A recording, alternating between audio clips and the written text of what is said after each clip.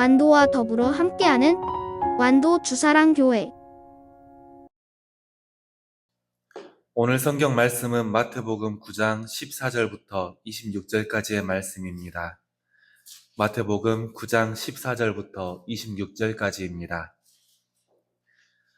한 절씩 교독하겠습니다.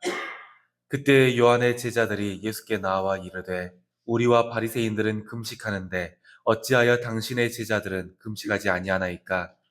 예수께서 그들에게 이르시되 우리 집 손님이 신랑과 함께 있을 동안에 슬퍼할 수 있나요? 그러나 신랑을 빼앗기려 하리 이르더니 그때는 금식을 하지. 생배 조각을 낡은 옷에 붙이는 자가 없나니 이는 기운 것이 그 옷을 당기어 헤어짐이 더하게 되며 새 포도주를 낳는 가족들에게 주지 아니하리니 그렇게 하면 모래가 져서 포도주도 쏟아지고 그리고 버리게 되리라. 새 포도주는 새 부대에 넣어야 그리고 예수께서 이 말씀을 하실 때에 한 관리가 와서 절하며 이르되 내 딸이 방금 죽었사오나 오셔서 그 몸에 손을 얹어 주소서. 그러면 살겠나이다 하니 예수께서 일어나 가라 하시되 제자들도 가더니 12해 동안이나 혈루증으로 앓는 여자가 예수의 뒤로 와서 그 겉옷 가를 만지니 이는 제 마음이 그 겉옷만 만져도 눈을 감았다니라. 예수께서 돌이켜 그를 보시며 이르시되 딸아 안심하라 내 믿음이 너를 구원하였다 하시니 여자가 그 즉시 구원을 받으니라. 예수께서 그 갈릴리 집에 가사 그의 눈을 자녀와 떠드는 무리를 보시고 이르시되 물러가라 이 소녀가 죽은 것이 아니라 잔다 하시니 그들이 비웃더라. 이를 보낸 후에 예수께서 들어가사 소리를 소리치되 일어나라. 함께 읽겠습니다. 그 소문이 온 땅에 퍼지니라. 아멘. 오늘도 주님의 말씀으로 하루를 시작한 우리 성도님들께 주님께서 주시는 은혜가 더해지기를 소망합니다. 어쩌다 보니까 어제와 말씀이 겹쳤습니다. 지금도 부모가 돌아가시면 3년상을 치르는 분이 있는지는 모르겠습니다. 현대 사회에는 어렵긴 합니다. 얼마 전에 가수 김민종이 어머니를 추모하며 묘비 근처의 농막에서 지내는 것이 방송에 나온 적이 있습니다. 이게 조선시대처럼 3년 내내 추모한 것은 아니지만 그래도 거처를 만들고 한동안 그 곁에 머무르는 모습이 인상적이었던 것도 사실입니다. 요즘은 있을 때 잘했어야지 이런 말도 있기는 하지만 그래도 오랫동안 돌아가신 부모를 추모하며 그 곁에 머무는 게 귀한 일이긴 하니까요. 지금 우리 정서에는 맞지 않지만 조선시대 때는 부모님이 돌아가시면 정말 3년상을 치렀습니다. 효를 중요하게 여겼던 시대이다 보니까 자식으로서 지켜야 될 도리가 많았는데 그 중에 대표적인 것이 3년상이었던 겁니다. 그런데 이게 단순히 묘비 주변에 머물면서 살기만 하면 되는 게 아니었습니다. 돌아가신 부모를 위해 슬퍼하는 것, 이것도 자식의 도리였기 때문입니다. 그리고 그 슬픔을 표현하려면 곡을 해야죠. 조선시대의 사람들은 부모님이 돌아가시면 온 슬픔을 담아서 곡을 했다고 합니다. 그런데 문제가 있어요. 그 기간이 3년이잖아요. 사람이 3년 내내 곡소리만 하면서 살 수는 없는 일입니다. 그래서 나타난 직업이 하나 있었습니다. 곡비라는 직업입니다. 말 그대로 곡을 해주는 사람이었습니다. 이 곡비가 처음 나타났을 때는 분명히 선한 취지였답니다. 3년 내내 곡을 하게 되면 상주의 건강이 상하니까 이 사람을 돌보아주는 차원에서 잠깐이라도 대신 슬퍼하게 하자 이런 의미였다고 합니다. 하지만 시간이 지나면서 곡비는 부모님을 잃은 슬픔 때문이 아니라 다른 사람들에게 우는 소리를 들려주기 위한 수단으로 변경되고 말았습니다. 함께 그리고 대신 슬퍼해주는 울음이 아니라 그냥 내 효심을 주변에 드러내는 도구가 되고 말았던 겁니다. 오늘 본문 말씀은 형식만 남게 된 곡비의 모습처럼 율법의 본질은 왜곡하고 형식만 따르는 사람들을 향해 예수님께서 하신 말씀입니다. 율법의 본질은 하나님께서 원하시는 대로 말씀을 따라 사는 거였습니다. 하지만 시간이 지나면서 율법을 따르는 사람들의 삶에서는 율법을 지키는 형식만이 남게 되었습니다. 율법이 가졌던 선한 취지와 하나님께서 바라시는 참된 신앙의 모습은 사라져버리고 그 껍데기만 남게 된 것입니다. 예수님은 이렇게 겉만 번지르르해진 형식에서 더 이상 생명력이 없음을 지적하시면서 진짜 생명력이 있는 신앙은 어디에 있는지를 오늘 말씀을 통해 알려주십니다. 오늘은 본문 속에 나오는 금식 논쟁과 그 이후에 보여지는 예수님의 모습을 통해 진짜 신앙의 생명력이 어디에서 나오는지를 함께 나누겠습니다. 첫 번째입니다. 신앙은 우리가 형식적인 것들을 내려놓고 복음으로 새로워질 때 생명력을 얻게 됩니다. 오늘 말씀 14절을 함께 읽겠습니다. 시작. 그때에 요한의 제자들이 예수께 나와 이르되 우리와 바리새인들은 금식하는데 어찌하여 당신의 제자들은 금식하지 아니하나이까? 아멘. 이미 요한의 제자들이나 바리새인들의 금식은 형식이 되어버린 지 오래였습니다. 하나님 앞에 회개하며 구원의 응답을 간절히 기다리는 삶의 모습이 아니라 그냥 껍데기만 남게 된 것입니다. 금식은 단순히 요일을 정해서 누구보다 이 날을 잘 지키는 것, 이게 목적이 아니었습니다. 정말로 구원을 바라보는 그 간절한 마음을 어떻게든 하나님 앞에 내어놓는 게 바로 금식이었습니다. 하지만 형식이 되어버린 이 사람들의 신앙은 하나님께서 주신 구원의 응답마저 알아보지 못하게 만들었습니다. 생명을 잃어버린 거죠. 예수님은 이렇게 생명력을 잃은 신앙을 가진 사람들을 향해 내가 신랑이다 이렇게 말씀하셨습니다. 오늘 말씀 15절을 함께 읽겠습니다. 시작. 예수께서 그들에게 이르시되 혼인집 손님들이 신랑과 함께 있을 동안에 슬퍼할 수 있느냐? 그러나 신랑을 뺏길 날이 이르리니 그때에는 금식할 것이니라. 아멘.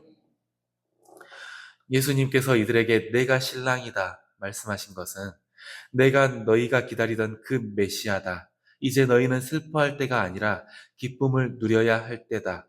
이렇게 선포하신 거였습니다. 예수님께서 복음으로 오신 이상 응답을 기다리던 사람들은 금식으로 슬퍼하는 것이 아니라 잔치로 기쁨을 누려야 했습니다. 복음으로 오신 예수님을 통해 그 믿음을 새롭게 하고 구원의 기쁨이 넘치는 새 시대를 맞이해야 했던 겁니다. 하지만 그러지 못했던 이유는 형식을 내려놓지 못해서였습니다. 그래서 신랑을 빼앗기는 모습이 나오는 거죠. 지금까지 자기들이 해왔던 신앙의 모습, 점점 더 보여주기식으로 변하고 또 보이는 것으로 신실함을 판단하는 그 신앙, 이런 형식적인 것들을 내려놓지 못해서 구원의 기쁨에 동참하지 못했던 것입니다. 형식적인 것들을 내려놓지 못해서 구원을 맛보지 못하는 이 모습, 이건 우리도 스스로를 살피며 주의해야 되는 모습입니다. 주님께서 주신 복음 앞에서 우리도 우리의 신앙도 형식적이 되거나 보여주기 위한 것이 되는 경우가 많이 있기 때문입니다. 주일마다 예배에 와서 단정하고 점잖은 모습을 보이지만 그게 앉아있는 모습을 보여주는 것이 전부인 경우도 있습니다. 또 공동체 안에서 헌신을 하고 많은 일들을 이루어 가지만 그 일이 끝나고 나면 정작 은혜와 감사가 남는 것이 아니라 섭섭함과 남을 정죄하는 마음만 남는 경우도 있기 마련입니다. 혹시 지금 내 모습이 이렇다면 형식이 되어버린 내 신앙을 내려놓고 예수님을 통해 새로워지시기를 간구하기를 바랍니다. 형식적인 신앙을 내려놓지 않으면 예수님을 통해 누리는 기쁨은 오히려 우리에게 괴로움이 되고 맙니다.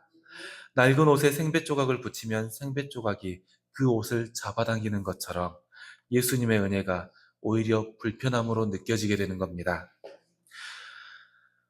헌 가죽 부대에 새 포도주를 담으면 팽창하는 것을 견디지 못하고 터지고 만답니다. 형식적인 것만 남은 신앙에 예수님의 복음을 담으면 오히려 내 삶과 신앙 사이에 괴리감만 남게 되는 것입니다. 구주로 오신 예수님을 기다리는 이 시간은 분명히 기쁨의 때입니다. 그리고 형식적인 것들을 내려놓고 복음이신 예수님을 내 신앙의 중심으로 삼을 때 은혜는 기쁨이 되고 우리의 신앙은 생명력을 얻게 됩니다. 오늘 우리 신앙의 모습을 점검해 볼 때 내 신앙의 형식적인 부분이 보인다면 그것들을 내려놓고 기쁨을 누리게 되는 저와 성도님들 되시기를 소망합니다. 이제 두 번째입니다. 신앙은 능력을 확신함으로 생명력을 얻게 됩니다. 금식 논쟁이 있은 이후에 한 관리가 예수님께 찾아왔습니다. 이 관리는 자신의 딸이 죽었지만 예수님께서 그 몸에 손만 얹어도 다시 살게 될 것이다. 여기에 확신을 가지고 있었습니다. 오늘 말씀 18절을 함께 읽겠습니다. 시작. 예수께서 말씀하실 때에 한 관리가 와서 절하며 이르되 내 딸이 방금 죽었사오나 오셔서 그 몸에 손을 얹어 주소서. 그러면 살아나겠나이다. 아멘.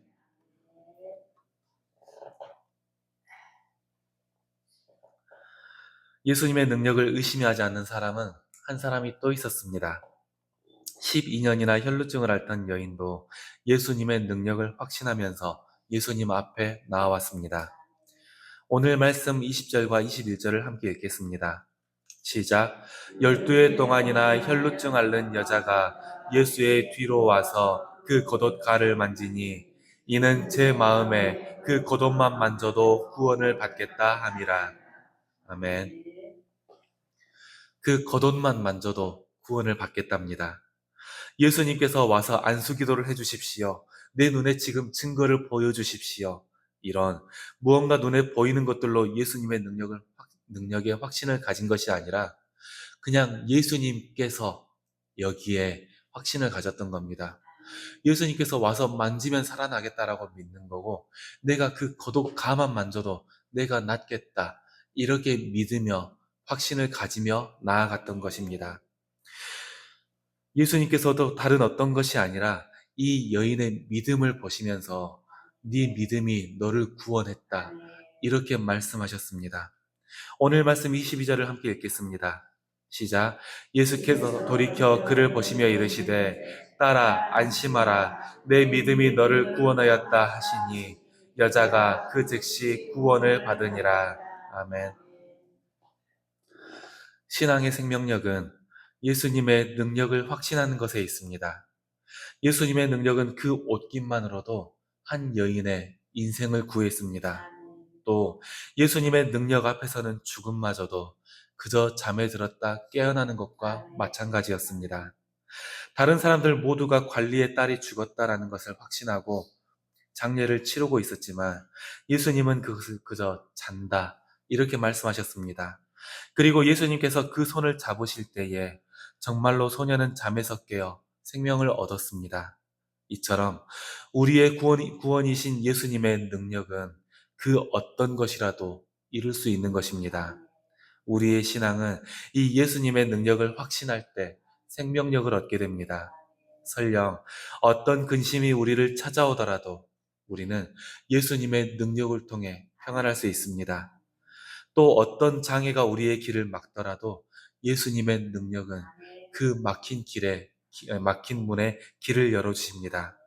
이렇게 우리를 평안하게 하시고 막힌 길을 여시는 예수님을 확신할 때에 우리는 주님께 더욱 헌신할 수 있고 주님의 뜻을 이루는데 더 힘을 내며 나아갈 수 있습니다.